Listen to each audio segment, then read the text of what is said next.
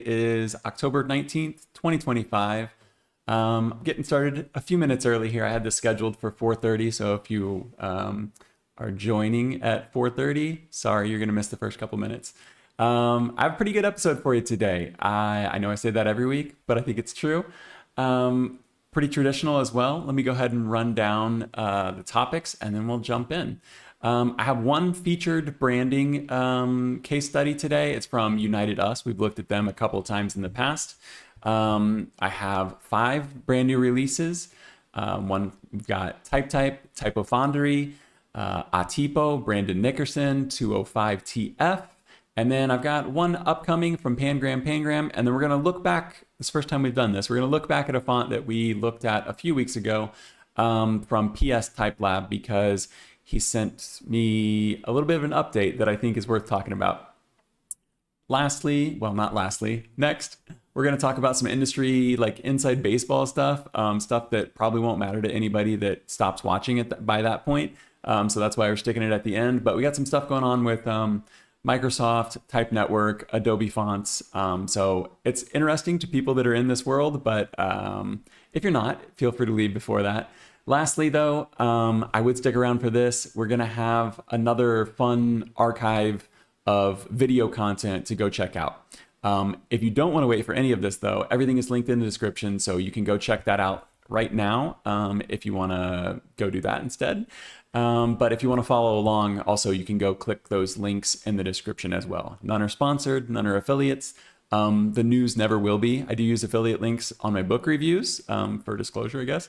But none of them in the news are ever going to be sponsored. So let's switch to the screen cap, and I will hide my face, and we'll get started on some of this branding.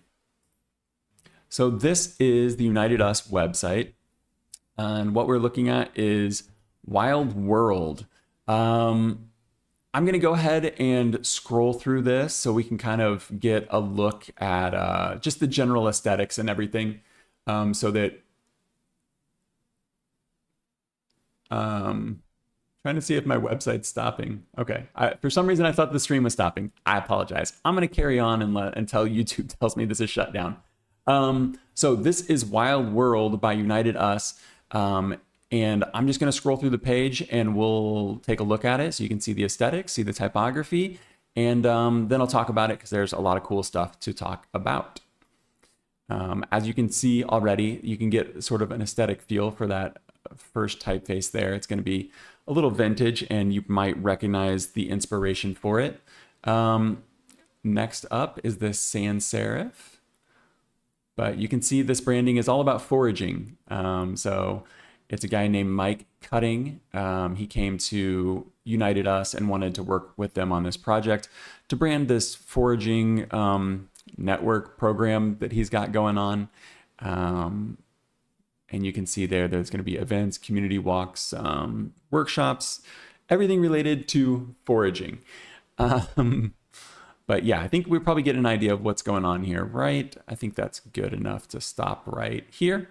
So let me go back up to the top and we'll talk about this for real.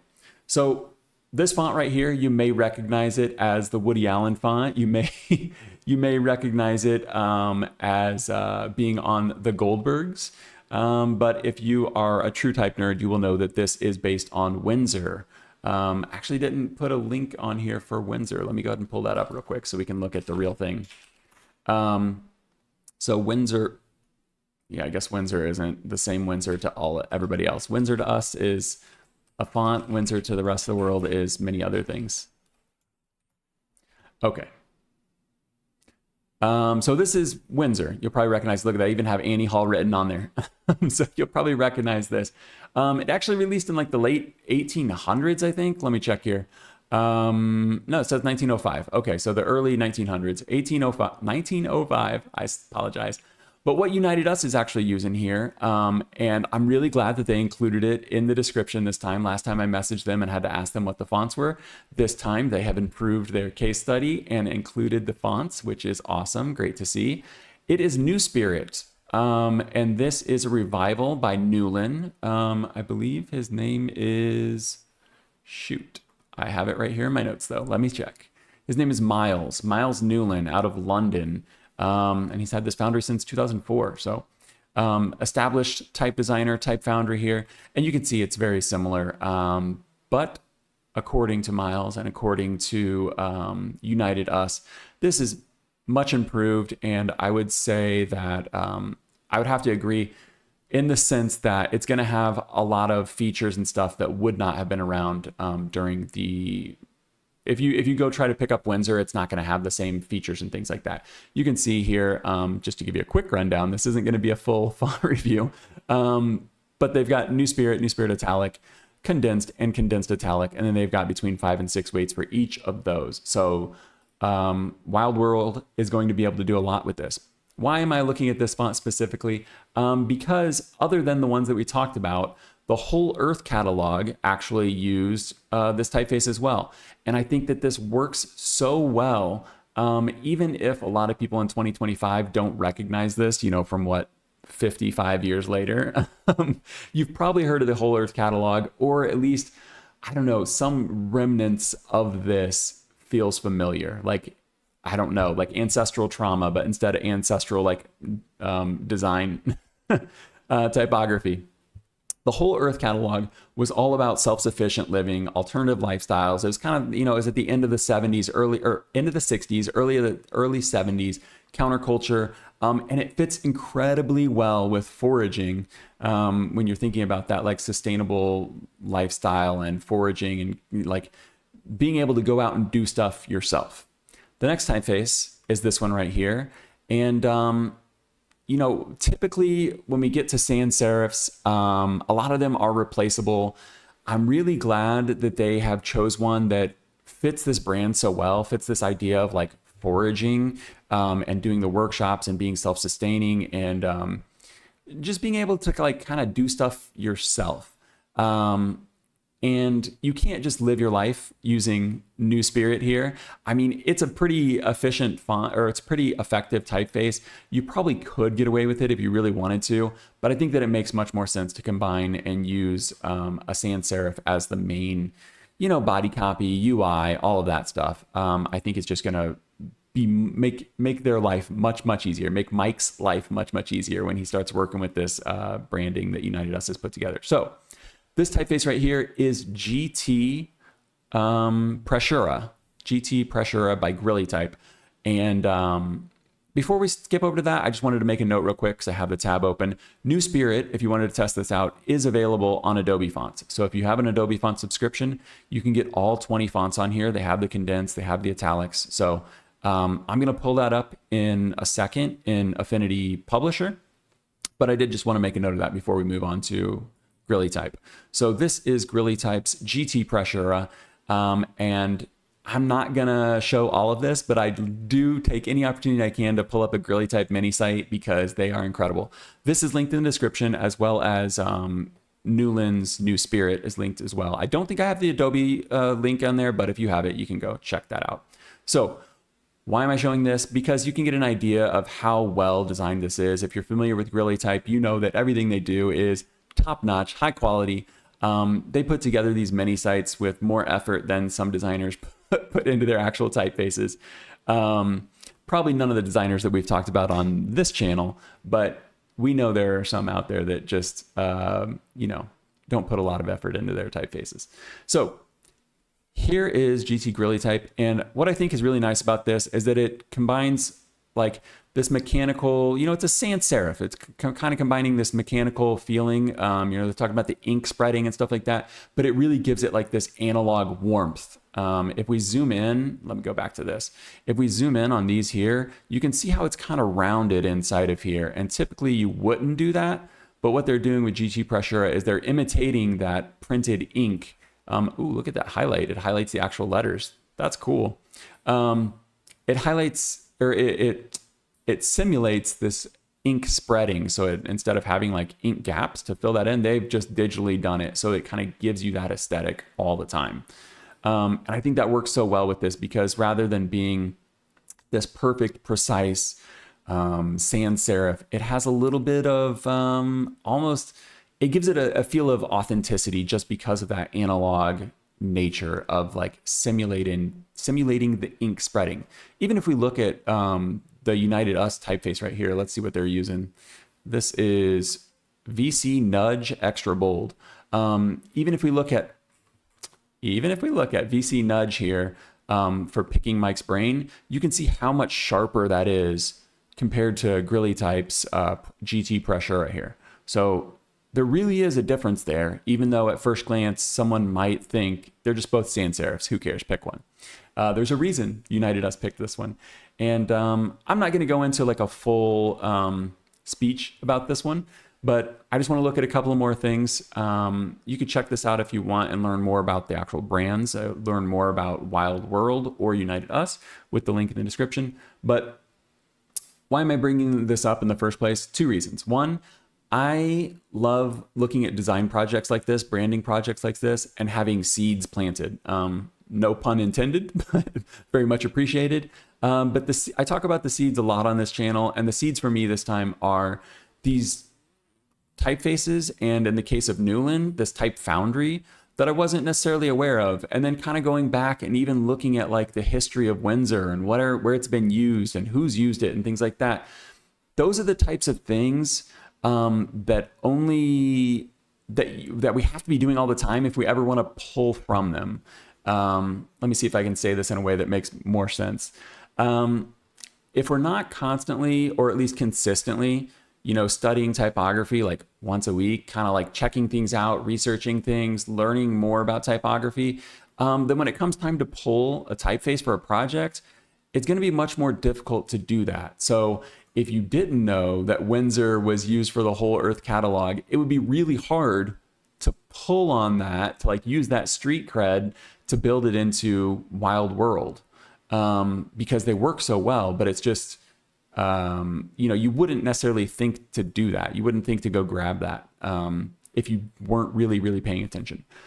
The last thing that I'm going to note about this, look right in this W right here. Clearly this W, the first W here, is customized. This is a little bespoke W. The rest of it I feel is probably pretty close to the original New Spirit typeface, but they've got a little hidden mushroom in here, which I just think is perfect to hide the little mushroom in the negative space there. There's so much, there's so many metaphorical things we could dig into with it hiding in plain sight, stuff like that.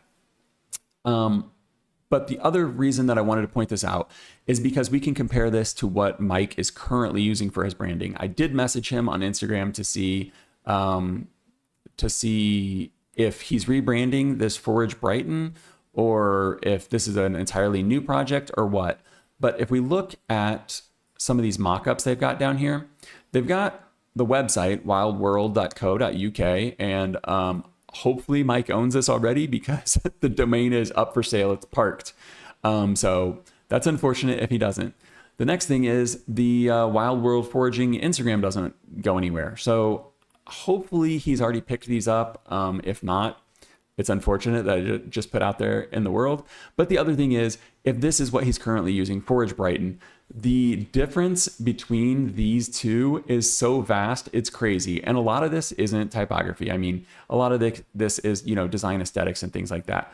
But just in terms of typography alone, you've got a couple of Google fonts here. I think this was like Julius Sans 1 on top here, and then we're just using Open Sans for the body copy. Compare that to using these typefaces. Like these feel like two entirely different brands, but it's the same thing. I'm not sure if Mike is planning to use, to replace this name, but they're the same thing, but they feel so different. And one of these is going to earn more income than the other. One of these is going to gain the right, the right audience, appeal to the right audience, and the other just isn't. So I think this is such a great case study for branding in general, but particularly for typography, because I really do think UnitedUs nailed this here. So that's all I'm going to say about WildWorld and UnitedUs. Once again, they've done a great job. Bravo, UnitedUs. And that's incredibly subjective, but hopefully objectively you got something out of that. Let's move on to new fonts. We've got new releases. Like I said, we got 5 brand new fonts. Let me close out all of these tabs here. The first one is Quaris from TypeType, and this might look familiar. That is because we talked about this last week. We talked about the preview that they had posted on Instagram, and I wasn't sure what this was going to be yet. So, sorry, that's the specimen. I wasn't sure what this was going to be yet, so we did a little bit of speculation, but it was nice that they had provided a lot of insights on their Instagram post and kind of talked about the history of how they created this. So I'm not going to cover that this week. If you want more of that, check out last week's episode, Typography News number 20, or go over to their Instagram and they have everything on there because that's basically the original source for my reporting. This here, though, are the specimens. These here are the specimens. You can see 230 languages. I'm just going to go through these real quick, and then we'll take a look at the typeface in Publisher, and we'll look at the specimen, the PDF specimen as well, because I think there are some interesting insights to gain there. But you can see this is a high contrast sans serif as opposed to a high contrast serif typeface, which would be closer to like Dido or Bodoni or something like that. So taking inspiration from that, but these typefaces can be hit or miss. I think this is absolutely a hit. They've done a lot of extra stuff. You can see all of the open type features here. You know, everything you would expect from a workhorse. It's nothing like mind-blowing, but it is very good to know that this exists, especially when you get into like trying to find your brand voice through a typeface. So the knowing that it has all of these features is really important. And you can see there's some stylistic sets. This is something that I think is pretty cool that we're going to get into as well. But this has 12 total fonts. We talked about this last week. 12 total fonts. It's got 6 Roman, 6 italic. It's got some of these symbols and stuff, which I think are pretty cool. I wasn't sure on the glyph count last week. It's going to be 1,000 plus for every weight of this. Let's go ahead and pull up the PDF specimen. It's going to be 1,000 plus glyphs. 1,015 for the Roman and 1,003 for the italic to be specific. You can see here there are 6 different weights and then 6 different weights in italic as well. 29 open type features, and there is a trial available. So let's go ahead and pull up that trial. But just to note here, it is variable. So it is variable. And if we scroll down, you can see all of the glyphs here, but also on the right side here, you can see all of the open type features. So we saw that on a little bit of a specimen graphic earlier, but sometimes it makes, you know, it makes more sense to look at it in the PDF and look at it there. So let's go ahead and look at this in real life. This is Quaris variable. Oh, one thing to point out about this. This was in the specimen that I was going to talk about. Quaris. Last week I was speculating maybe it was some sort of Latin translation. It's not. It's talking about precious stones, and it says, this is a quote from them. The name alludes to smooth precious stones that can be given sharp edges when cut. And I think that makes all the more sense when we start looking closely. All of the dots, all the punctuation, they are diamonds. And then you also look at the actual typeface itself, and you've got these nice round shapes. They're very smooth. It's kind of flowing, but then you contrast that with like some of the sharper edges, especially when you get into like the lowercase t and stuff like that. You've got a really sharp point here that they noted. So one of the things that I thought was cool that I talked about last week was these Gothic tracery type of symbols that they've included. I know that probably most people will never use these, but I'm a sucker for Gothic design, Gothic cathedrals, Gothic tracery. I love that architecture. So any chance to like look at more of that is a good day for me. Italics are from Italy. You can see they've got the little, what are these called? I always forget. Manicules. They've got a manicule that looks like a little knight's hand here. And they actually have like a female one too. That's like a little damsel's hand. So pretty cool. It's medieval inspired, if that wasn't coming through. But what I wanted to point out with these italics here is the little spurs here. I think they were calling them spikes and spurs. So I think spurs go on the bottom, spikes go on the top, but you've got these little points. This is just an open type feature that you can stick in there. There are a lot of open type features with this font, but I'm not going to get into all of them. Also, this is the trial, so I'm not sure that I necessarily have access to all of them, but I definitely have access to this one. So I think they were calling this like more daring or something like that, but you could see, you could add a little more flair, or if you wanted to have, if you wanted to use the spikes and spurs on the headlines and stuff like that for a little more impact, maybe do that, and then go with the typical sans serif for your body copy. I think that would make sense if you really wanted to build those into the typeface, into the typography of your branding. And then the last thing I want to look at are the diamonds. And we'll look at this alongside the body copy. So I just threw a little bit of body copy in here. This is from their PDF. But you can see I wrote here, diamonds are forever. This diamond in the background is actually just a period from the typeface. You can see this is at like 6,000 point, but it's literally just a period. And it's not just the periods. It's not just the colons. It is all of it. So the exclamations, the question marks, they've all got diamonds built into it. And all of the typefaces, or all of the characters, the glyphs, they do follow along with that Quaris theme, that jeweled theme where you've got these polished round edges and then the sharp cuts. And I think that's really, really nice. Small detail, but if you zoom all the way in on this, you'll see it's not perfect points on there. So that might be useful for printing. I'm not sure what the decision was there.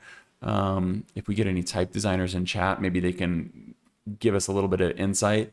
But typography, type design is rarely ever exactly as it seems. There's a lot of optical illusions going on. One thing I always want to look at when I'm looking at like a workhorse typeface, or what could be considered a workhorse typeface, is throw it into body copy, see how the color and the texture of it looks. And you can see that this is very consistent. There's no dark blobs anywhere. There's not a ton of white space. There's not bad, there's perfect spacing here. There's no big gaps or anything like that. It just looks really, really nice. And I'm a fan of this one, if that hasn't come through. So let's look at the price and the license real quick. We've looked at TypeType plenty of times, so if you've been here before, you'll be familiar with the license. I sometimes complain about these, but I think the price with this one kind of makes the license a little more digestible, I guess. So you can do the complete collection for $140. You could just snag just the variable. If you only want the variable, which is going to come in two styles, one for italic, one for Roman. So these are variable. Let me switch back. I don't think that mine are variable. Let me double check. Mine are variable. Okay, so I can demonstrate the variable here for you real quick. These are variable, but it's not going to be one variable typeface or one variable font file. It's going to be two. So you're going to have one for italic and one for Roman, just because this slant, these are real italics. It's not just like a slanted version of the other. These are completely made from scratch. Two completely different font files. So you would get two variable fonts for $125 on desktop. That's typically the benchmark that we look at.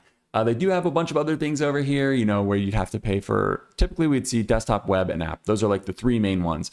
Then we start to see some other things tacked on, but a lot of these I don't think people would necessarily be using. I don't love when there's digital ads, but it is what it is. I'm not going to complain about that today. $125 for the desktop variable if that's all you wanted. If you wanted all the static fonts and the variable, another extra $15, $14, $139 out the door. And this is on sale for 30% off until November 28th. So after that, it's going to go up, I don't know, 30%. It looks like it'd go up like $200, or not $200. So it's off $60 right now for the full family. Yeah. The last thing I'll note is that TypeType does have some typefaces on Adobe Fonts, but they don't have TT Quaris on there yet. So if you want this right now, you got to go buy it, got to go license it from TypeType.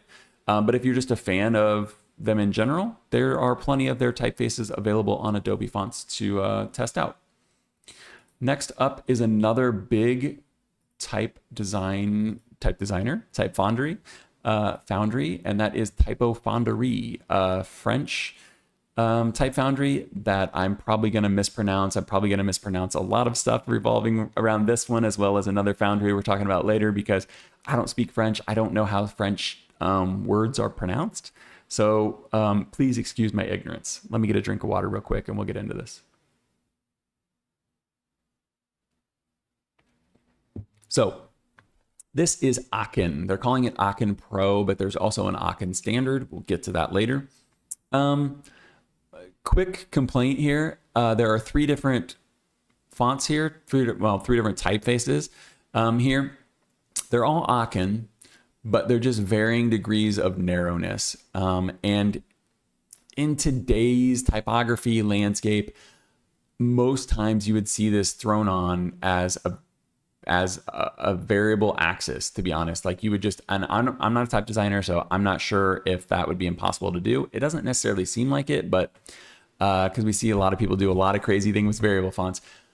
In a perfect world, all three of these would be one font file variable. You would be able to change the width from compressed, condensed to a narrow, and then you would be able to change the weight on a second axis. That would be ideal. Maybe that'll come someday down the road. That's my quick complaint. But there's a lot of nice stuff to look at with this font, so let's go ahead and do that first. Let's look at the release announcement. So I get a lot of my news sources from the newsletters of foundries. So if there's a foundry that you really like, you like the fonts, if you see one on here and you're like, oh, I really like every time he pulls up TypeType, go subscribe to their newsletter, because then you'll hear about it before I report on it, the following Sunday. But this is Akhen, and it is named after Akhenaten, the Egyptian pharaoh from who knows when. Somebody knows, not me. But yeah, so an Egyptian pharaoh, because slab serif typefaces in France are called Egyptian.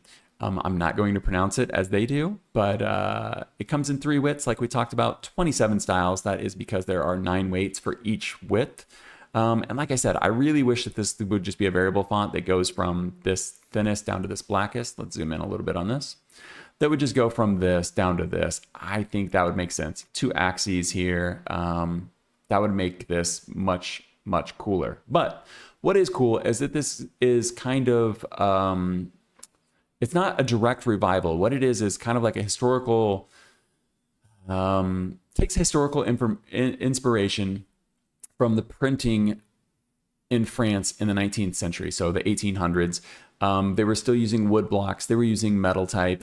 And Jean-Francois is going to show us a bunch of examples here of where this stuff comes from. I'm not sure if it's in this one or if it's in the Gazette. I think it's in the Gazette. Let's stick to this, then we'll look at the examples. But this is direct historical inspiration, and I think that's what's really cool about this. So we'll talk about that in a second.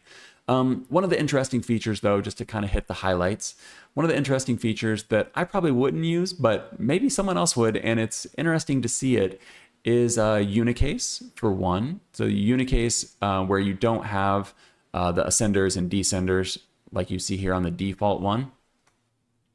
Zoom in a little more. And then one that I have never seen before by name, but I've definitely seen, in existence, and I think I'm saying this right, Pinokio.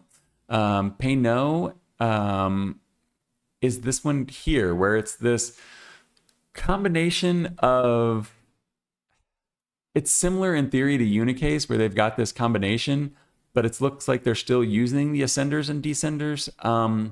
Honestly, it's something that it seems so strange to me that I didn't dig into it a ton. But it is interesting to see these types of things being included, and my guess is that this is being included as to be historically accurate. So 855 glyphs per font, nice to see. Only 304 in the standard version, though. I'll get to that later. But you can see here he's going to show off some of the weights, so show off some of the base characters and stuff like that.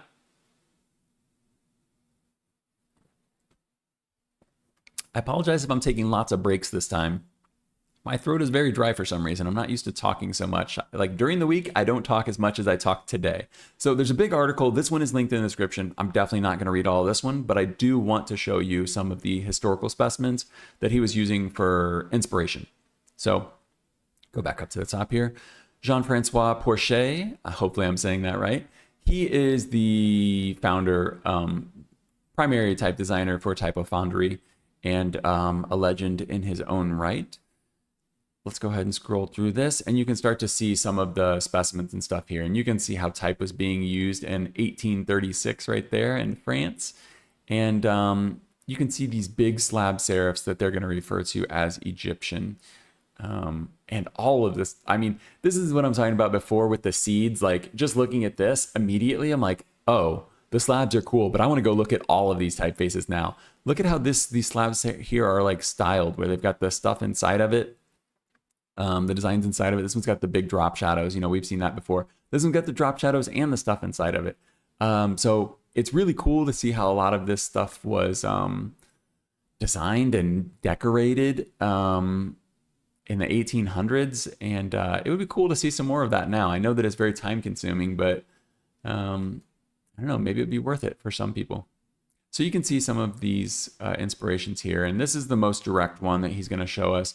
This is from another French foundry, Fonderie Renault. But you can see his right here, Akhen narrow bold. And if we flip back and forth, this is just number 258, whatever that is.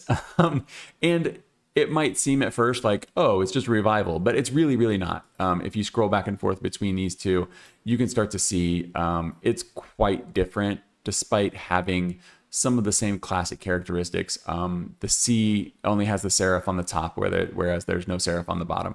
The T has like super long serifs on the top for Akhen. You know, we could sit here and do this all day, but I just wanted to point out that it's not like a one-to-one copy of anything. It's more just kind of pulling from a lot of stuff. This is what I think is kind of really sets this one apart in terms of slab serifs and creating some uniqueness here. The little curves that we see on the Y's and the F, I'm not sure. It looks like it's paying tribute to, okay, so it's paying tribute to this period in France and their fascination with Egypt. Really cool. So that's interesting. Let's go ahead and pull this up in Publisher so we can take a look at it. Akhen narrow, Akhen condensed, and Akhen compressed. One thing I will say, so obviously this is available as a trial. One thing I will say is that Typofonderie does this kind of annoying thing. And let me note that I would much rather have an annoying trial than no trial at all. But let me just type out subscribe to objectives real quick. Do you notice anything strange? It's complete nonsense, right?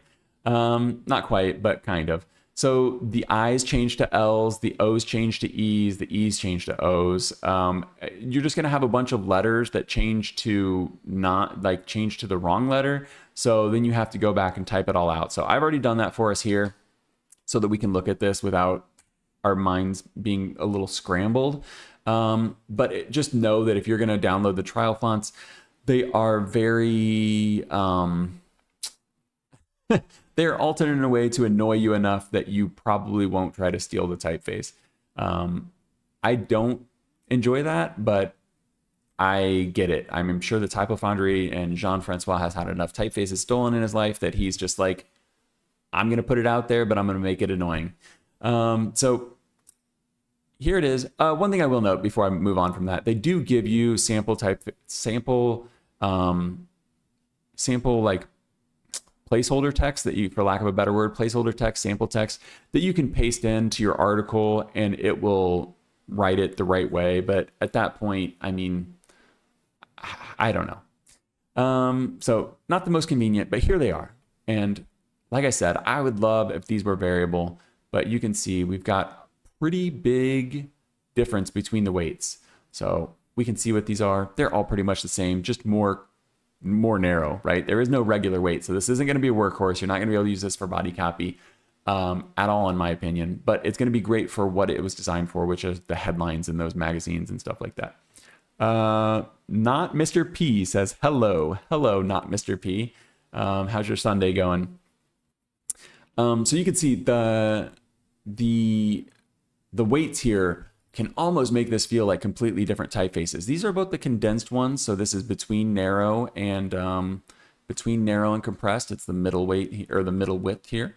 And even with using the same one, you can see how different this can look. And we could even take this down to narrow and then take the thin one up to compressed. And these just seem like different worlds, but they share that similar DNA. So you could really use these, you know, in really interesting ways and get quite good hierarchy out of them by being just so different, but get it all out of, you know, one type family. And this is literally just filler text because, like I said, the O's and E's and L's and everything just gets messy. So this is just filler placeholder text. So we can look at this with body copy so I can kind of demonstrate, you know, what you could get out of it. It's not impossible to use this. This is the widest version there is. This is narrow regular. There's not even a book version because that wouldn't make sense. This is narrow regular, and you can see how tight that spacing is. So you could use this for some small stuff, but I wouldn't try to set anything longer than, you know, a caption or something in this. Maybe some of you would disagree, and it would definitely be a stylistic design choice to use this for longer portions of text. But I probably wouldn't. So that's it. It's pretty cool in terms of how varied this can be. Just changing the weight. I would love to see this as a variable typeface. But let's go look at the license and the price. So I made a note here. Oh, I actually didn't write down the pricing. Typofonderie, I'm 90% sure. Yeah, they do have some typefaces on Adobe Fonts. This is the other reason why it's annoying to have these all be separate ones, because let's say you actually did want to buy all of these. What you have to do is you have to go into this one, buy the compressed one, go back, buy the other, you know, buy narrow, go back, buy condensed, because when you get the trial font, that's what you have to do. So full family for 350 euros.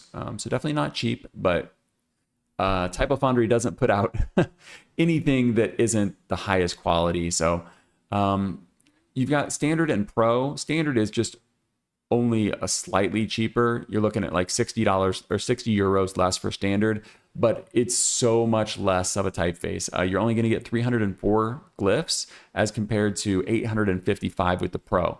So this is the other thing to note. When we're looking at Typofonderie, let me give you something better to look at. When we're looking at Typofonderie on Adobe Fonts, it's only going to be the standard typefaces. So it's only going to have 304 characters. It's not going to have 855. If, for example, if this one ever did end up on Adobe Fonts. So anytime you see Typofonderie on Adobe Fonts, it's only going to have the basic version. And you can see this right here. It says our pro fonts are exclusive, 1,000 glyphs, about 1,000 glyphs or more, whereas Adobe Fonts is only going to get the standard version. And in the case of Akhen, that's only going to be about 300 characters as opposed to about 855. So it does make a difference where you buy it. But yeah, so we saw the price. The license for Typofonderie is fine. Let's go ahead and move on to the next one, and that is from Atipo. This is the Spanish type foundry, a little bit smaller than the first two we talked about, but the quality is no less. There's very little backstory on this one. So let me get another drink of water and then we'll get into this one as I zoom in.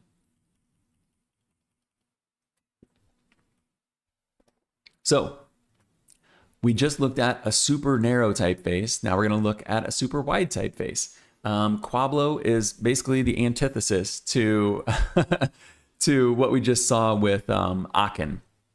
Sans serif, extended. I'll go ahead and read you this short description. This is literally all there is. There's a little bit more at the bottom to talk about the font in terms of technical details, but I'll go ahead and read this because that's what we've got to go off of, and I do want to make this as objective as possible. We are excited to introduce Quablo, a sans extended typeface where the oval shape takes center stage. That's pretty obvious. Designed to balance personality and precision, Quablo brings warmth and rhythm to extended forms without sacrificing functionality or clarity. Then it goes on to say the family includes 14 styles from thin to bold and italics, providing all the tools you need for expressive and effective typography. So very little about it. We don't know anything about the backstory. We just know that this is an extended sans that puts the oval front and center, and that's kind of cool. You know, a lot of times when we look at geometric typefaces, we're looking at circles, we're looking at squares. So seeing like an extended oval like this is a little bit different. It definitely has a really unique queue though. So it does say it has 408 glyphs down here. So it's not the biggest type family or the biggest typeface in terms of characters, but the queue here is the one thing that I think might set some people off in terms of like, or turn some people off in terms of having like an actual usable typeface. If you don't like this queue, there's nothing you can do about it. There's no alternative for it. I was kind of hoping there would be, but there's a lot to like about this font. So let's go ahead and get into it. This is the website right here, and you can see at the top there is a free download for the medium weight. That's what we're going to look at today. Unfortunately, there's no full trial, but this is a typeface that is incredibly affordable. So if it was something that you were feeling like you wanted, download the free weight, which is the medium weight, test it out a little, and then pay what you want. So pay what you want. Let's go ahead and look at this now because I think it is one of the highlights. Complete font for 14, complete desktop license with 14 fonts. The minimum you can pay, so it is kind of a minimum, but you can choose between 20 euros all the way up to 200 euros. But you could get this for 20 euros, you could get the web license for 20 euros, and you've got basically a brand typeface for 40 euros. The license on here, I'm not going to read all of it, but it does specifically say that you can use it for logos and trademarks, which is great to hear when you're talking about something that's really not going to be a workhorse for us. This is going to be more of a display, more of a headline, more of a poster typeface. So the fact that you can use this for logos, you can use it for trademarks is excellent to see. You can also use this in e-publications. You can embed it in PDFs. You just can't do anything dumb. You know, you can't sell it. You can't redistribute it. You can't create a derivative work. And then the website license is pretty good too. I said I wasn't going to read this all, but it looks like we are. The website license is very good too. You can embed it onto one website, but you get unlimited page views. So you don't have to worry about these licenses that are like 10,000 views and then you get too many and you need to purchase a new license. No, incredibly affordable. Full desktop license for 20 euros, full web license for 20 euros. And you know, you're pretty much set because the license is incredibly simple and incredibly user-friendly. There are a few things that you can't do, you know, apps, games, broadcasting, enterprise. So you'd have to reach out to them, but seeing how affordable this is on its own, I have to imagine that they're probably not going to be hitting you with anything too crazy on that. So we've looked at other fonts from Atipo before. Hopefully I'm saying that right. It's French, or not French, it's Spanish. So I'm assuming Atipo is the correct way to pronounce that. But we'll look at these specimens they've got on here. Once again, it's not a ton to look at. And the fact that it's all in black and white, it does leave some to the imagination in terms of like, I don't know, sometimes it's hard to imagine what a typeface could do without more interesting specimens. But maybe some of you would disagree. Maybe you want to see it in black and white. You don't want to be like confused, or not confused, but you don't want them to play with your emotions or anything by using colors, because colors can definitely do that. So here is the medium weight in Adobe Affinity Publisher. This is Quablo. I only have the medium weight. So I did go ahead and set this next to some other, oh shoot, that one's not working. Let's try to fix this for 2 seconds. If it doesn't work, it doesn't work. You know what? I'm not going to mess with it. I had two separate extended typefaces on here. I had Microgramma and I had Eurostyle, but since they're incredibly similar, we'll just look at these two next to each other. One selling point that I saw for this would be potentially replacing something that we traditionally see when we think of an extended typeface, and that would be something really squared off, kind of sci-fi. We see this on like Star Trek. We see this on a lot of sci-fi movies. and it definitely has a certain aesthetic. But when I think of an extended typeface, I think of microgramma, I think of Euro style. So I wanted to compare it to that and see how it looked at the same size and everything. You can see that it's quite a different feeling. The ovals really do play much more of a role than these sort of like squared off circles. But yeah, so I don't know. I think that there's a time and place for both of these, but if you wanted something similar to like the space filled by Euro style, but you wanted something that was a little more traditional in terms of a sans serif that's just more extended, you wanted something with rounder shapes to it, less sci-fi, less Star Trek, maybe that would be a good reason to pick up this one here. Like I said, I don't have all of the weights, so that's about as much as we're really going to be able to look at it. Let me check my notes and see if I had anything else written down. No, not really. I mean, the Q really is something that you would have to decide on because it's very distinctive. But if you like the Q, I think the price is pretty killer. And for what it's supposed to do, I think 415 glyphs is probably enough for most people. So you purchase it from the Foundry. There are no trials or anything, but you can get this weight here for free and just use it. Next up, we have Sonic by Brandon Nickerson. Pull this one up here. We've talked about Brandon Nickerson quite a few times on this channel. The one thing that I always note every single time is to sign up for his newsletter. I kind of expected a pop-up to come up on this page because it usually does, to sign up for the newsletter, and for good reason. If you sign up for the newsletter, you will be able to get all of these fonts for free when they release, and you will actually know about it. Right now, click the link in the description. You can go get this for free on the website. So bnix.com. Go in the description now so you don't forget. Go pick this up for free. You don't have to be able to download it now. He will email you a link to get this. It is obviously a sans serif display typeface. So let's go back up to the top. Now you've got a feel for it, and I've done my little pitch. I have no affiliation with Brandon Nickerson, never talked to him, never met him, but I do appreciate that he releases these for free during their release window. This will eventually cost $45. So if you want it, go pick it up now. He's got a great license as well. You can pretty much do whatever you want with it. If we pull this up here, what can I use your fonts for? He says, my license is pretty straightforward. You can do any kind of design work. That includes logos, trademarks. You can use it in e-publication, digital mediums, video, and social media. Do you offer web fonts? I do not at this moment, but I have no problem with you converting them yourself. If you do this, please keep the type files to yourself. So just don't share the web fonts if you do convert it, but he doesn't care if you do. So right now you could get this for free, use it for everything. I think that's a great deal. And even at $45, if this was the aesthetic you needed, that's probably still a decent deal. But here it is. You get what you get. It's a display font, so you can see these are the characters that you're going to get. It's not going to have anything extreme. Uppercase, lowercase, a little bit of punctuation, and your numbers.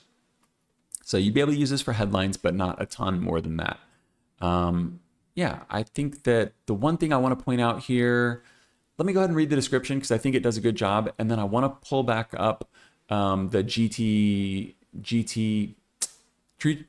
pressure that we looked at earlier, because I think these two kind of are, I don't know, what would you say, like twin flames or something? Like they share the same spirit. I'm going to go ahead and read this because I think that he does a good job writing this description with very little marketees. It says, Be-In Sonic is chunky, loud, and a little goofy. It's built to fill space and grab attention without trying too hard. The shapes are soft but confident, sitting somewhere between a roadside billboard and a Saturday morning logo. It feels mechanical in structure but human in spirit, like a machine built for play. I love that description. I don't always love his descriptions. I've been critical in the past, but let's pull back up GT pressure real quick. Because if we set these two side by side, you will see there is a little bit of that same aesthetic going on there. You've got these rounded sections inside of, can we pull these up? Maybe, let's see. No, let's open it in the background real quick. Okay, I'm getting into a lot of work. Let's just not. You can see there are a lot of rounded sections here, even inside of the, inside of characters that would typically be sharp. And I think they both have that similar feel. And why do I think this is important? I think this is important because I think we're going to start seeing more of this in typography, more of this analog, authentic aesthetic. The more we get into AI, where everything is artificial, everything just feels too perfect, too fake. God help us when they start when it starts making fonts. I know there's a little bit out there, but my point is, I think that you're going to start seeing some people lean into this authentic aesthetic, like we're seeing with WildWorld that we looked at the top of the show.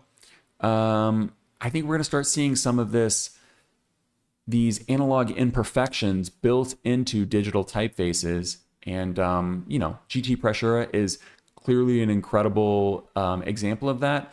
But B-Nix here, Brandon Nickerson's putting out BN Sonic for free right now. Go get it for free.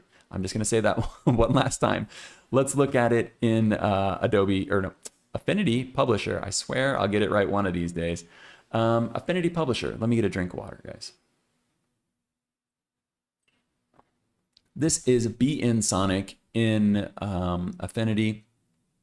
I just pull these up here so you can kind of see them not in specimen use.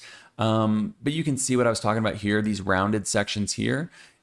Typically, if we looked at something like this, you're going to get nice, sharp edges in here. So that's what I'm talking about when I'm talking about that more authentic feel. And it's not necessarily authentic in that, like, if you were using a nice crisp typeface, that it would feel like a lie or anything, but it just feels more human. It feels more imperfect, which humans absolutely are. So Brandon Nickerson, BN Sonic. I think it looks great for headlines. It's not built for body copy though. So you can see here, you can get 2 lines out of it. I think these look nice. He noted that a Saturday morning logo or a billboard. I think this is about as much as you'd get out of a billboard, that top green there. Even setting one sentence here, I'm saying subscribe to Objectives and subscribe to his newsletter. Just setting one compound sentence here is already too much. You don't want to read that. It's legible, but it's not readable. So use this for, headlines. Use it for posters. It's going to look great, but don't try to use it for body copy because the readers will hate you. They'll stop reading it. But yeah, free during the launch window, $45 if you miss out on it. But still sign up for the newsletter because you'll get all of the other ones in the future. 191 glyphs, so you get what you get. It's definitely a display font. But I think it's really nice. This next one here, though, is a big one in terms of the characters, the family, and stuff like that. I don't have an actual glyph count on this one. I apologize, but it does have tons of weights, tons of styles. This is Pinokio by 205TF. And I practiced saying this designer's name, so I'm going to give it my best shot here. Tanguy Van Lys. Tanguy Van Lys. I believe this is French. I believe 205TF is a French foundry. Should I double check that? Let's double check that real quick. Small French foundry. Yes, I have it in my notes. So this is another one that is very similar in my small complaint. I'm going to give my one small complaint up front here. Very similar to Akhen by Typofonderie, 2 French foundries here. Because as you can see here, there are 4 different typefaces here, according to them. 4 different typefaces here, 5 type families. You got Pinokio Sans, Petite, Moyen, and Grand. I don't know how to say Moyen. Hopefully I'm saying that closely correct. But you can see they're all built on that same skeleton. You can see they're built on the same scaffolding. But they're selling them and separating them as 4 different typefaces. The difference is the serifs. So let's scroll down a little bit because they do a really good job of demonstrating this with a simple graphic. Right here, you can see these little dotted lines. The first one is Pinokio Sans. So if you cut off all the serifs, you get Pinokio Sans serifs. Petite gives you the small little serifs. Moyen gives you the medium serifs. And then Grand gives you the biggest, longest serifs. And that's what we're looking at right here with this R. There is a lot more going on to it than this little trick that we're looking at right now of the serifs. It is a geometric sans serif, obviously, if we see those circles and stuff there. And it seems pretty similar. They've got this little R here. If you're familiar with the unreleased, or at least the dropped characters from the original Futura, it had an R like this. And so my initial thought was like, oh, it's like building off of Futura. There's actually a little bit more to it than that as well. So I'm going to compare this on a little bit to some traditional geometric sans, as well as some geometric slab serifs. And I think I think that the comparisons demonstrate what this font is doing well and how it kind of stands apart from those traditional ones that we think of. And it's always cool to see how do the newer typefaces compare to the classics that we think of. So I'll go ahead and scroll through this a little bit and then we'll pull it up. These do have trial fonts. You can get every single one of these. It has a lot going on here. I'll go ahead and let this GIF play for a second, but you can see there are a bunch of alternates, and we can get into this, but there are a ton of alternates built into this, and the price is going to reflect that. So I'll go ahead and spoil it right here. 640 euros for the family, for one font family on desktop. There are 4 font families here, 4 typeface families. So you're looking at what, over 2,500 euros if you wanted all of this. I don't think there's going to be a lot of people that want all 4 of these, but if you did, you're going to be paying for it. And that is part of my complaint about why isn't this a variable font? This could very easily be a parametric variable font where there's an axis that just extends these variables. You could use an axis for the weight for one, use another axis that extends those serifs, and I think that this would be an incredible font. I think the reason that they don't do that is because it's a hard sell to sell you 4 of these for 2,500 euros, but I think it's an incredibly difficult sell to sell you one variable font file for 2,500 euros. Let me check the license here. Unfortunately, the license on this I didn't think was great, but I will try to be as objective as possible as I showcase the rest of this. I think we're getting a decent idea of what this is. I'm just going to scroll through this and point out a couple more things, and then we'll look at it in Affinity, because I think this is one that we can really look at a lot of the details in Affinity. So like I said, there's the 4 different families, 16 styles. There are 16 styles for each, because that is 8 Roman and 8 italic. 8 weights of Roman, 8 weights of italic. It is static, which is unfortunate, but it has tons and tons and tons of open type features. So that's really, really cool. You can purchase from the Foundry. Trials are available. License, not my favorite thing. I do think 205TF does a nice job with demonstrating these open type features here. So typically I would end up pulling up the specimen, and I do have the specimen, but we're not going to actually need to pull it up because we've got all of these right here. And you can see all of these open type features, and you can easily flip on and off the switches. I'm going to try to zoom in. It might break it. Ooh, we can zoom in pretty good here. I'm impressed. A lot of these marketplace shop websites are pretty difficult to zoom in on, because just the way that the loading all these fonts into, it's very difficult to do this. Let's try to break the website. Let's see if we can get these really zoomed in like we'd be on mobile. Can we get them on 1 line per each? Kind of, but I don't know how well that's going to look on your screen. Hopefully we can all stomach this, just so I can showcase some of these. So you can turn on and off discretionary ligatures, obviously. They've got standard ligatures as well. You can copy the CSS though. I think that's pretty cool. So you can turn these off and on, copy the CSS. I know we've had viewers on here before asking about the CSS. Just going to point out a few more things here so you can kind of get an idea of how many things there are on here. But you've got alternates for the A's. So you've got the rounded A's. You've got these weird, very characterful rounded E's. I can't see using these outside of trying to look like you're from the 70s, but maybe there's a use case for it that I'm not hip to. You got the alternate M's. So all of these are on right now. All of these characters that you're seeing right now, these are the alternates. These aren't the ones that are going to be on by default. Just look at a couple more. You got the R's. You've got the W. I like that rounded W. And it looks really cool in this rounded slab serif W, because remember, this is a font family or a typeface that has those big slab serifs as well. The only other one that I want to look at real quick is, there's two here, the J.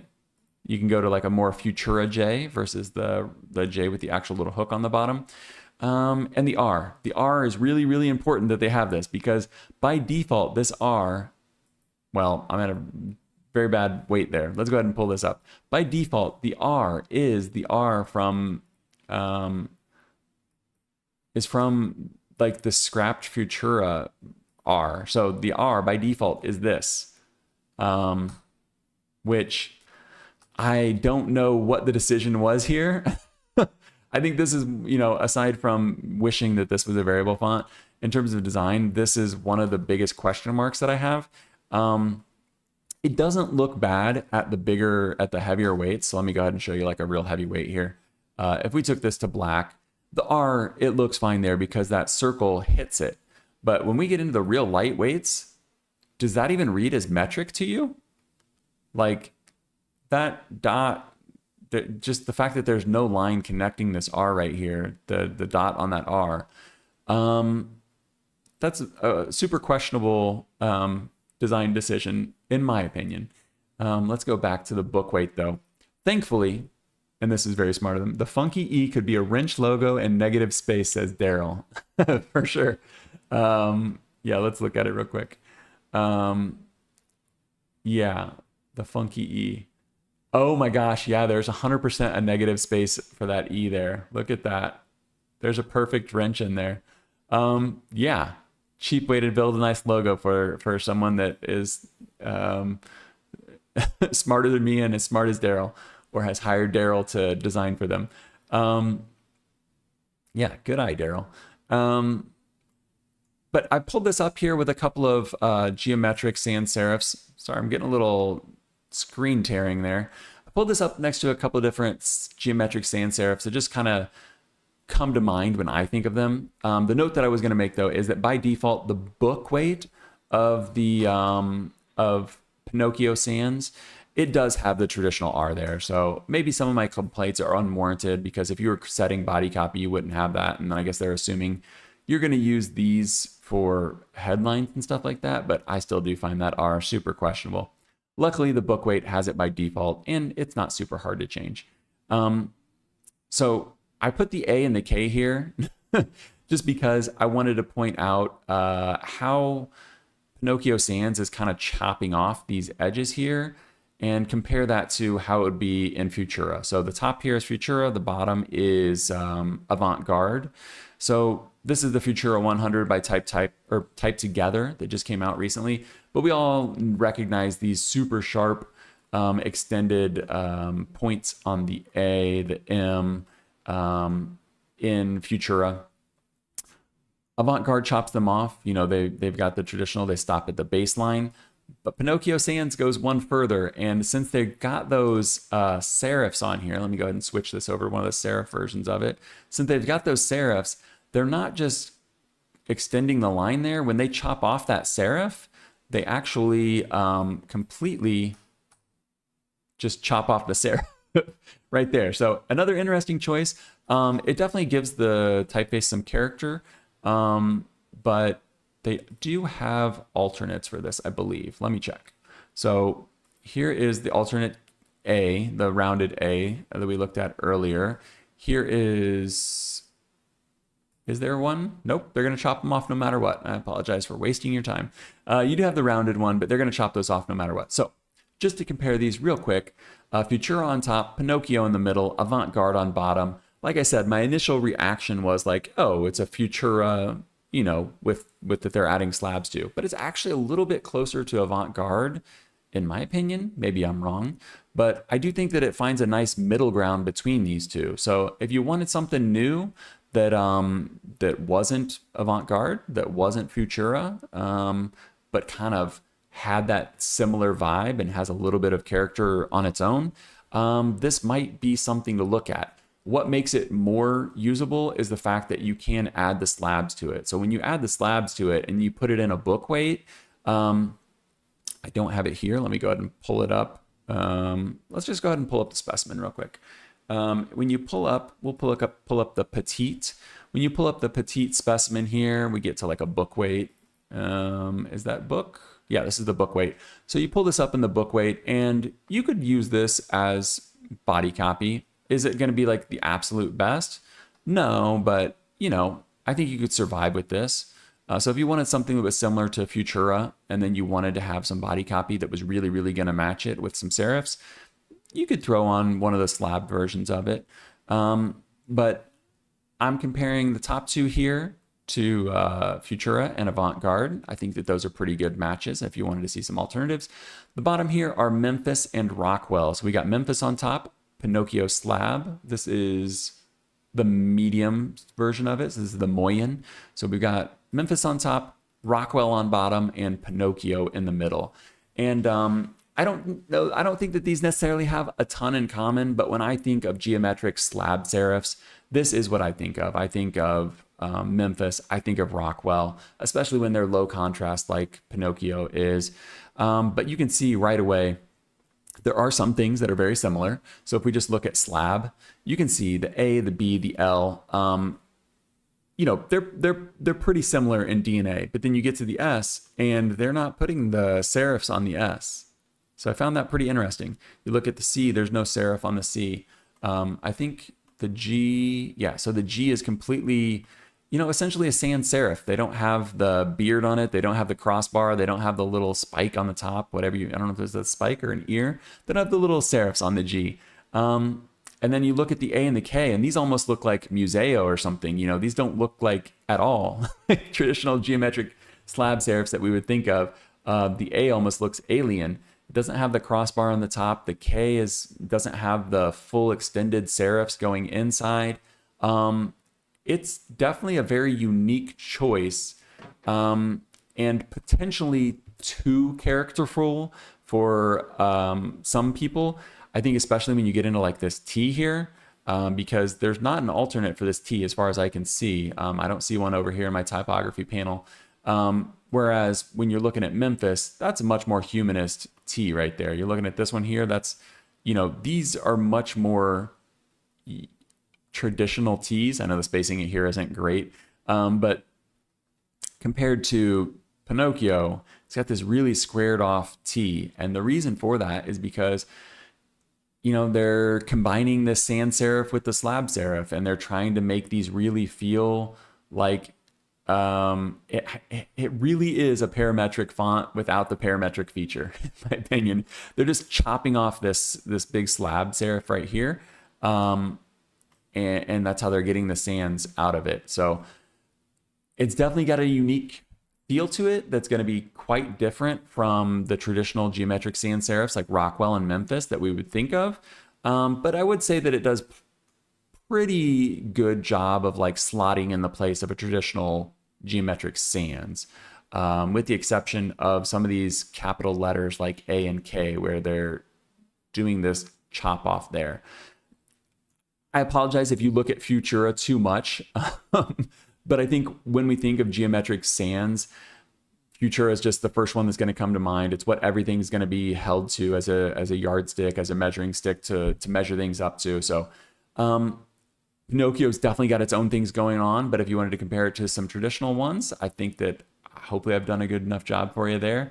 Like I said, this one I think could be built into one just parametric, and by parametric I mean like an axis that would be able to extend this and just grow those serifs out.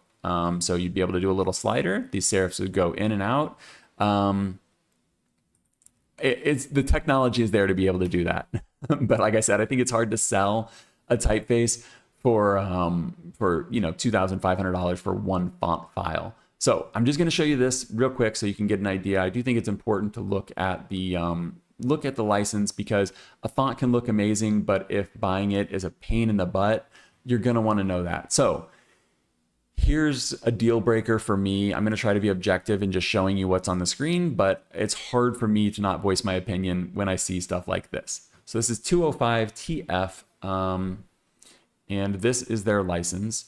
So at first glance, we've seen stuff like this before: desktop, logo, web, social media, a little frustrating, online advertising, mobile, ebook, TV, cinema, and streaming. And then there's a student license where you can contact them and potentially get a deal.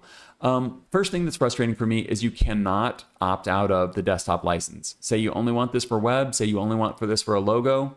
Nope. The default price for this, the baseline price, is 640 euros. You got to pay it even if you're never going to use it on desktop. I hate seeing logos pulled out. I understand people, you know, it's capitalism, fine. I'm fine with it. People can price stuff how they want. People can pay for it if they see value in it. But this one here, you actually have to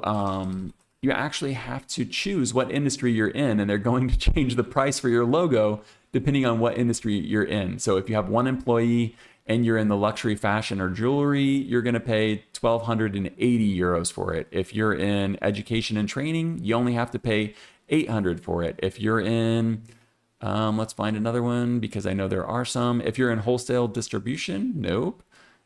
Personal service, you're just going to pay 640 for it. So there's three different prices here. You might be paying 640 for the logo. You might be paying 1280 for the logo, or you might be paying 800 for the logo. Those types of things really put me off from foundries, especially when we see other places doing simple license that are much more user-friendly, much more consumer-friendly. But like I said, it's capitalism. You know, if they want to price it like that and people want to pay for it, I don't have a problem with that.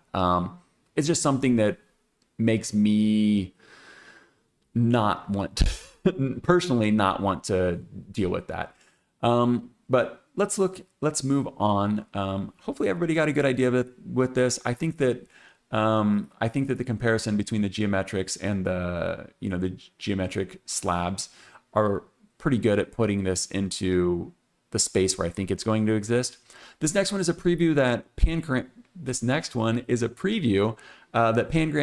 has been putting out there for the last couple months. You can see this post is from August 8th. But they just released a newsletter this week saying that this typeface, PP Frama, I think I'm saying that right, PP Frama, Frama, is coming out soon. So hopefully if they're putting this out in a newsletter, we're actually going to see it soon and it's not just another preview.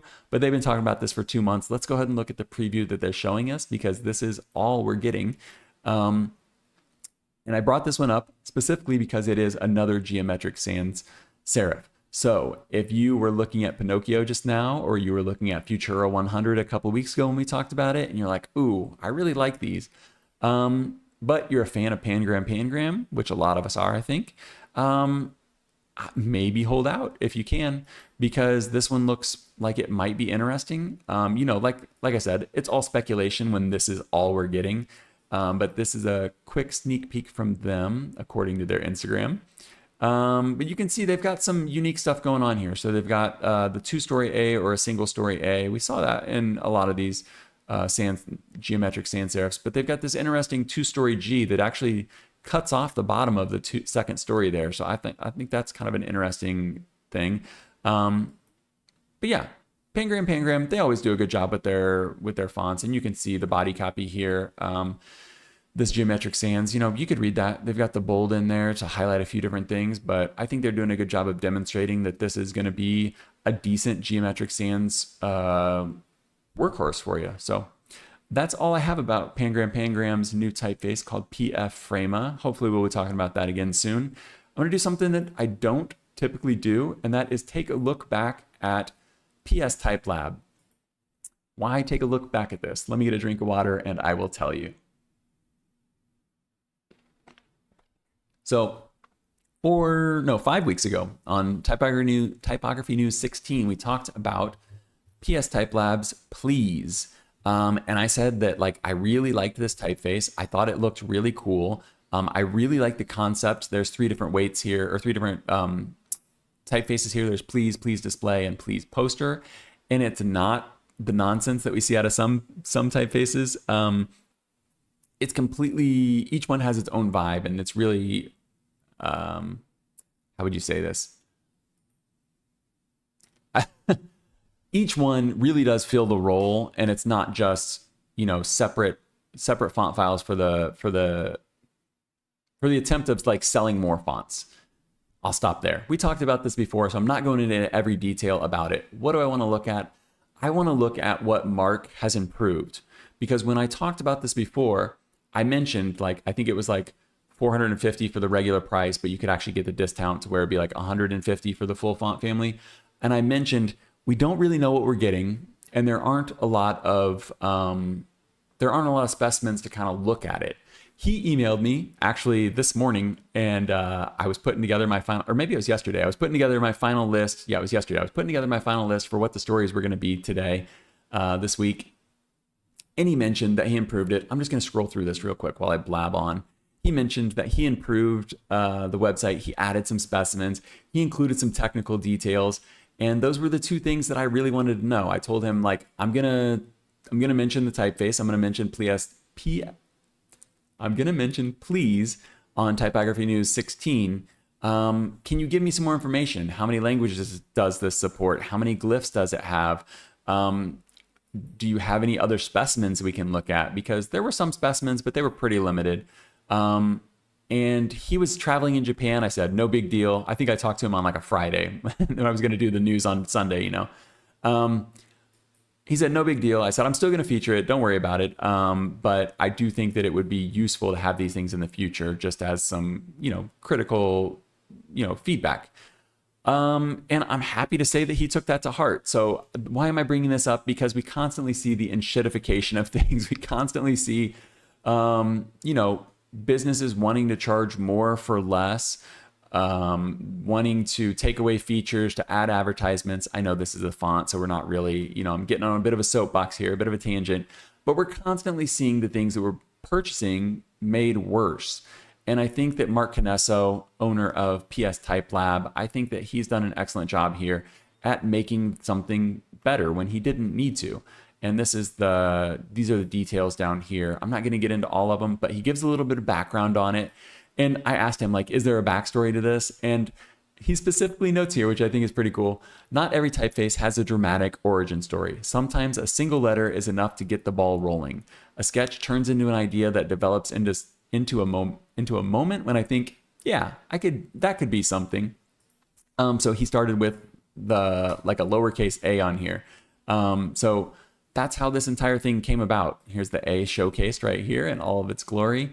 These are variable fonts, 3 different styles, 3 different typefaces, font files, variable font files. But here's the A right here that he was looking at that inspired the whole typeface. There is some more backstory that I'm not going to get into, but I do want to point out he notes the type families and the glyphs, which I think is great. And it's actually much more than I thought it would be for a display font like this. 200 languages, awesome. 850 glyphs. So I really think that's cool. And I really think that the specimens are very nice. He did note that there are even more specimens on his Behance. So maybe go check out PSType Lab, and then you can link to the Behance. I didn't go check that out, but I was content with seeing these here. And I really liked how playful and fun these were, because it is playful, fun typeface. He's got these 3 different font vending machines where he's got the standard display and poster, and you can see him using the typefaces on the little machines. He's got the Tylenol on here, which is pretty topical for the current moment in history. If you're watching this five years from now, you probably won't have any idea why Tylenol might be something funny to talk about right now. But it's all revolving around this please. So cherry on top, gotta ask nicely with the please. I forget what the discount code is, and it might not even work anymore. But if you go back and watch Typography News 16, I know that there was a discount code in there to get like a huge discount. We took it down from like $450 down to $150. So if you really like this typeface, if you want to support a type foundry that's actually making changes that are better for us, that's actually putting out variable fonts and not just a bunch of static fonts when they could use variables. If you want to support someone that has good license, go check out PSType Lab. I know that's very, very marketing of me. It's very subjective. Objectively, he responded to my criticism and reached back out, and I applaud that. That is why I wanted to point this out. So objectively, you can also get the discount with this one. Subjectively, I'm a fan of this behavior, and if I need a font for a project, I'm going to go check out someone like Mark Canesso's PSType lab just because of, you know, what he's the actions that I've seen him taking. So this is the last typeface we're going to look at. I've got some industry news, so if you're not into industry news, go ahead and take off. Yeah, Daryl, Typelinol. Yeah, I saw the pun. And Daryl, just to point out, last week I realized like 5 hours later why you said Domino's, because we were talking about Domino Sands and I kept saying Pizza Hut. Yeah, I caught it later. Thank you for correcting me. Hopefully it didn't cause too much trauma from people watching the replay. The next ones that we're going to talk about are industry news. We've got Microsoft and Tiro Typeworks. This is a quick story. Most of these are quick stories. Tiro Typeworks is now able to license typefaces that they created for Microsoft. So if you don't know, Microsoft will hire type foundries to create typefaces for them. Tiro Typeworks has been working with them since 1998. These are some of the typefaces they've made for them. You will probably recognize at least some of them. Definitely you'll recognize Cambria. But previously, anytime Microsoft was selling these on a marketplace like My Fonts, or loading them up on Adobe Fonts, or just loading them along with Microsoft Office or whatever, Tiro Typeworks didn't get paid for that. You know, they got paid to make the fonts, and that's fair. And then Microsoft does what they want with them because they own the rights. They have, though, done something that I think also deserves to be applauded, and that is that they have made some arrangement with Tiro Typeworks where Tiro is allowed to sell licenses to these typefaces that they designed.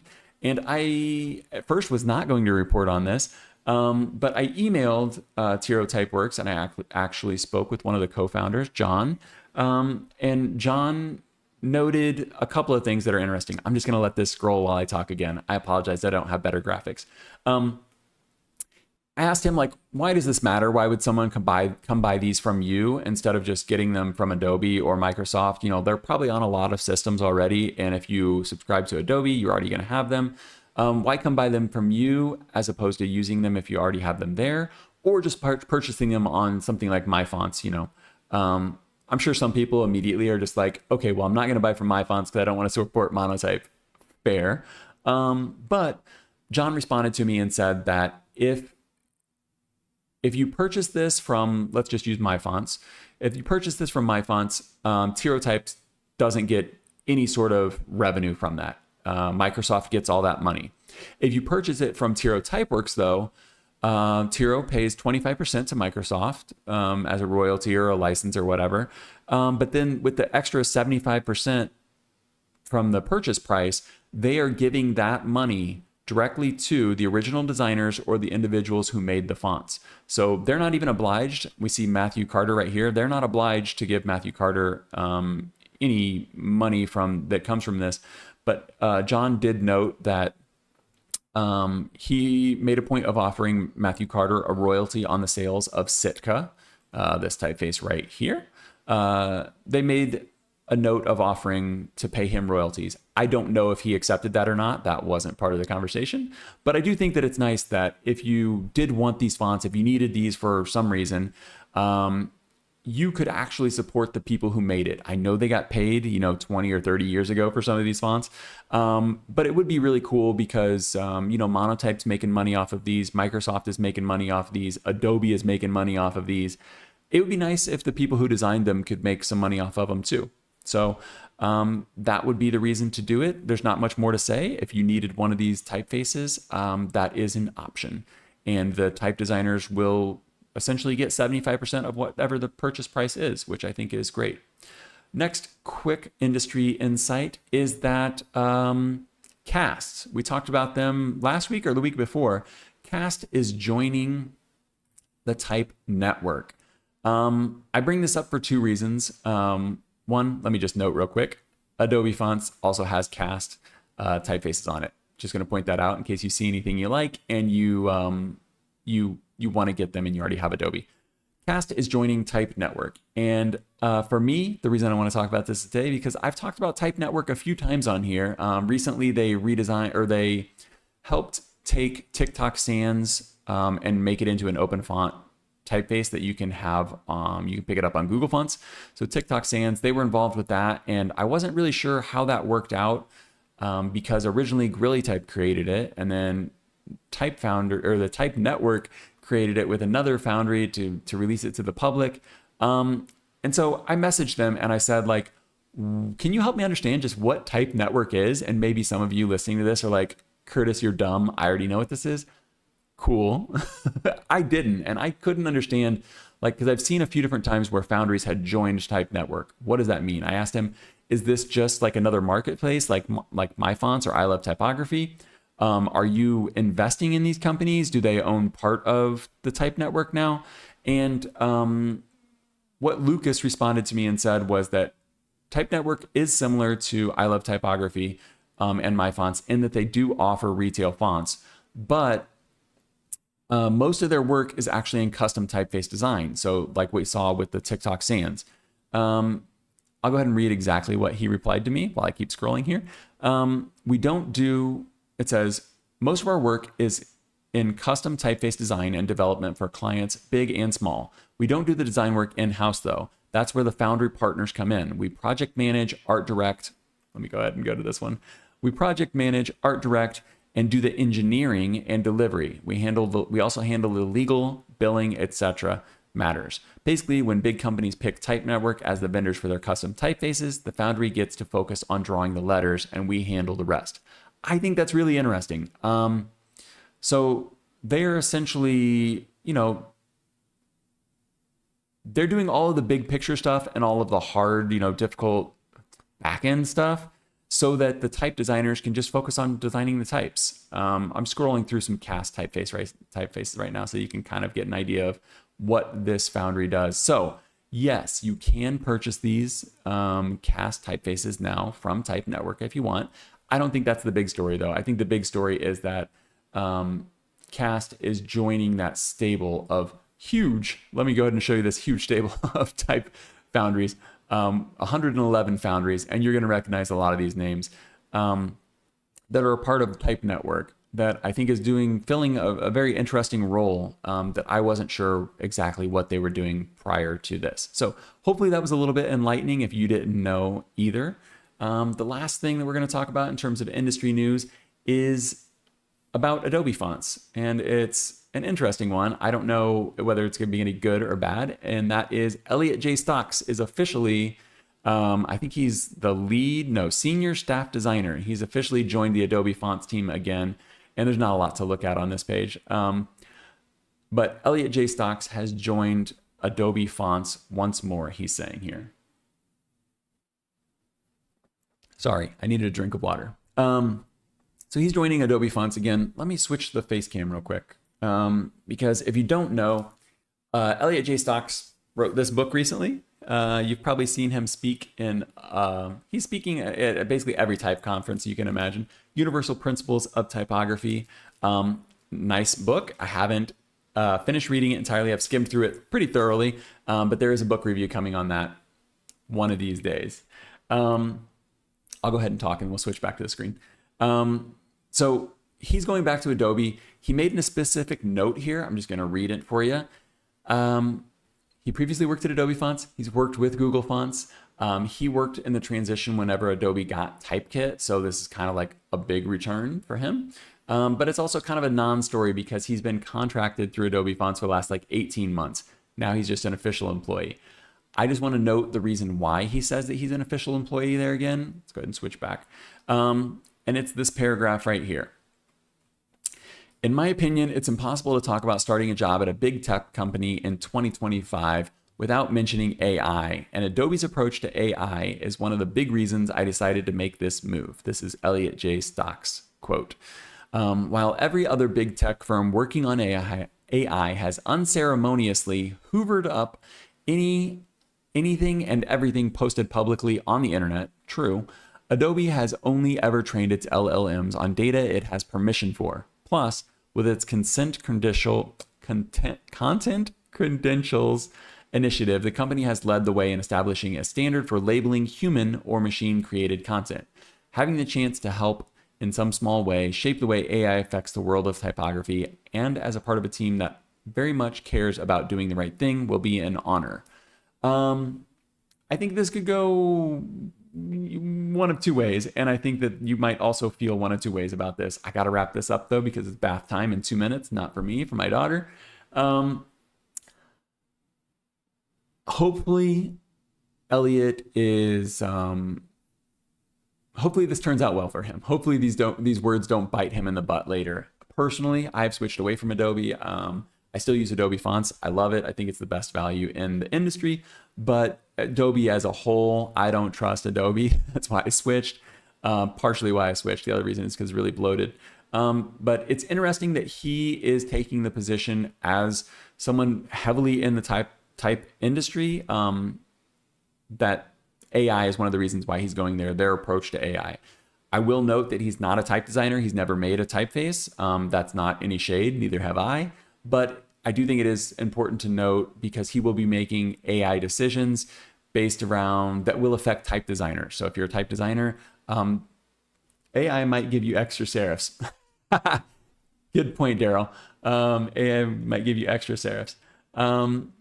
Yeah, so I don't know how this is going to play out, but I do think it's interesting that someone who is so prominent in the type industry, especially at conferences and stuff like that, someone that looks to as one of those people at the conferences, I think it's interesting that he's mentioning AI as a specific reason why he went back to Adobe Fonts.